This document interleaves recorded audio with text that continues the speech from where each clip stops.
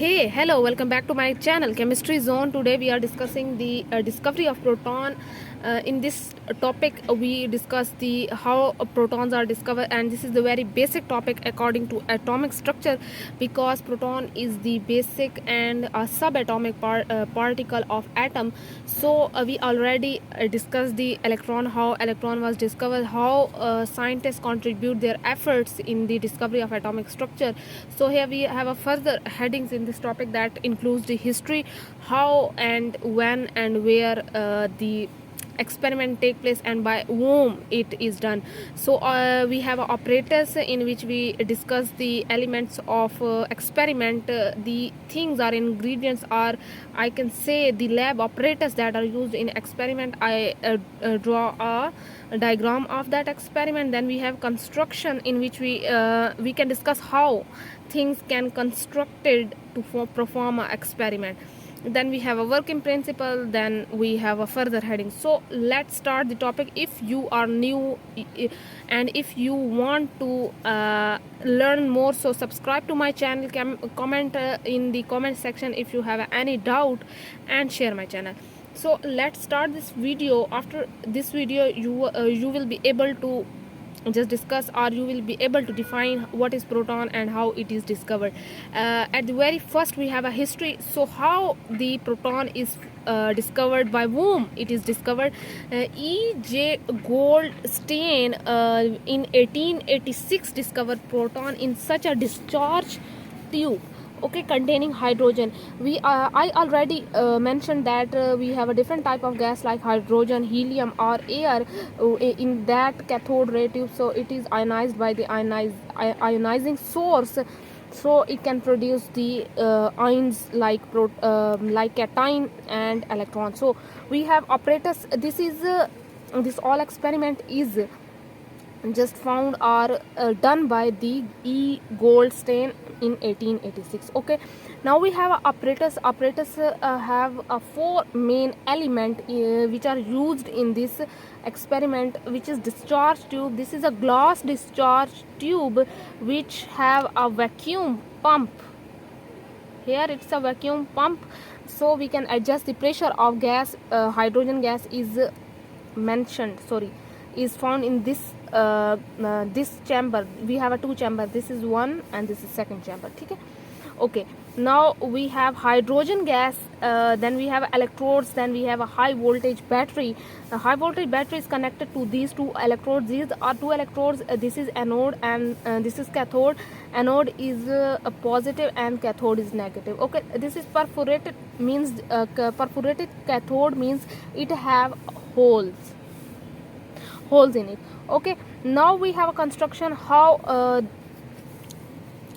this all the things are arranged in sequence, so the experiment is performed. So we have a two chamber electrodes, the two electrodes in two chamber. Like this is first chamber, this is second chamber. The two electrodes, cathode and anode, is fitted in the discharge tube. As you are seeing that this is the two electrodes which are fitted according to chamber. Like in first chamber the anode is fitted, in second chamber the cathode is fitted, and these are fitted in a glass discharge tube. These electrodes are connected by the high voltage terminal, means these two are connected by the high voltage current or battery. The cathode has holes in the cathode has holes in which the anode rays are passed to produce fluorescence. So this anode and these lines are presenting the cathode ray and anode ray. Red lines are anode rays which are produced by the anode when connected to the high terminal battery, and this is cathode which have a holes in it. So these anode rays pass through these holes and produce the fluorescence in the end. According to the last experiment, in cathode ray experiment, we already discussed that cathode produce the rays which travel to the anode. So when we connect these both electrode to the high voltage battery, these both produce the cathode and anode rays which will travel in opposite direction according to their charge. Let's suppose I'm telling you that I have a ionizing source here, and ionizing source help to ionize the atom. We have ionizing source, and let's suppose we have this atom. When ionizing source is present in this discharge tube are connected to this discharge tube, it will knock out the electron of an atom. When it will knock out the electron of atom, the atom become positive ion.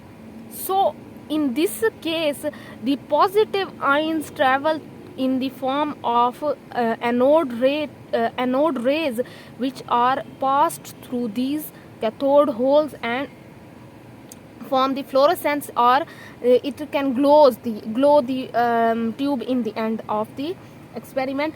Like this is discharge tube and this is fluorescence, which are occurred by the positive rays. Okay, now this is a very simple and very basic type of experiment. I think it's not rocket science, so you can't understand. It's very basic and it is a modified form of the previous lecture, because we are just discussing the both of them, cathode ray and anode ray, but focusing on the anode rays because we are discussing the discovery of proton. Okay, now let's move on to the working. The working is what is the working of this experiment, or this apparatus, or this construction, how it works. The anode and cathode are connected to battery produce rays. This is not ray, this is rays, in which the cathode rays travel toward the anode and anode rays travel toward the cathode. Like this, anode ray travel toward the cathode and cathode ray travels against these rays and towards the anode. So they when they are connected to high voltage, they will travel opposite to each other. The cathode has a hole in which the anode rays pass and produce the fluorescence. In the end, these rays are also called canal rays. Canals mean small holes. The cathode have a small holes in which these rays are passed, so these are also called canal rays, by which we can discuss how proton, that is positive ion, positive like this ion which is produced by ionizing source, which we have an ionizing source here which produce the ions of hydrogen gas or air, and these are passed through these holes by the help of cathode. Okay, now these are called canal rays and produce the fluorescence in the end of tube.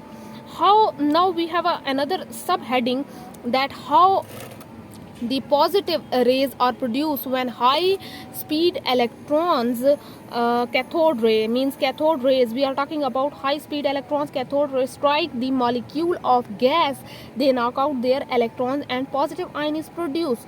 Like I already discussed this, that ionizing source or cathode ray, if you are not taking any type of ionizing source, you can also say that in other hand you can say that cathode rays help to knock out the electrons because they are so high energetic or have a high energy. So these are the molecule that is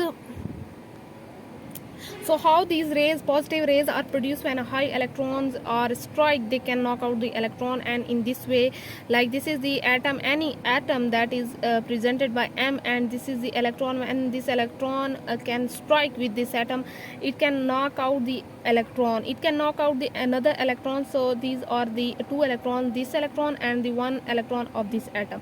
So it produces the positive, and in this way positive rays are produced, which are later called which are later called canal rays or protons.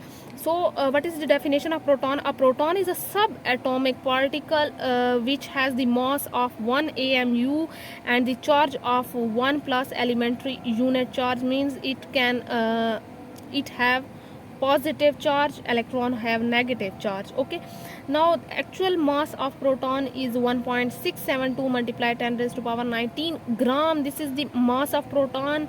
In previous video we discussed the mass of electron, but in this video we are talking about the proton. So this is the mass of proton. Electrical charge on the proton is equal in magnitude but opposite in that of electron. Like they are telling us that proton has a positive charge, electron have a negative charge. These both are same in magnitude but opposite in charge, means this is positive and this is negative. I hope so you understand what I am saying and what this video says. Like I hope so you find this video interesting and informative. So wait for another video, subscribe my channel, and have a nice day.